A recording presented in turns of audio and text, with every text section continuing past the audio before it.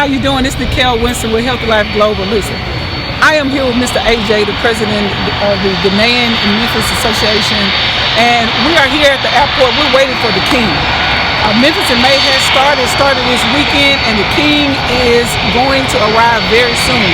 And so we're excited about what's going to take place this week. Memphis-In-May is honoring Ghana, and it's a wealth of activities that will be going on this week. Yeah, basically, like Nicole just said, we'll be welcoming the king on this Tuesday night, and on Thursday at 2 o'clock at the University of Memphis, the king will be giving a presentation on the relationship between Africa and the United States. And basically, we are all invited to come and participate in that event. Yeah. So listen, go to the website Memphis-In-May.org and look at all of the different activities and events that will take place. Register for the gala. We got the gala that will take place. That's the king's birthday.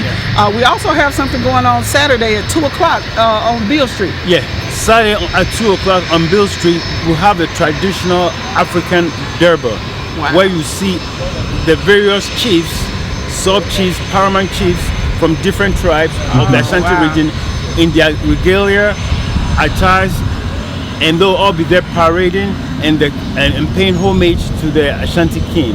It's a traditional ceremony that you cannot afford to miss. Awesome, awesome. So listen, we're going to be chiming in.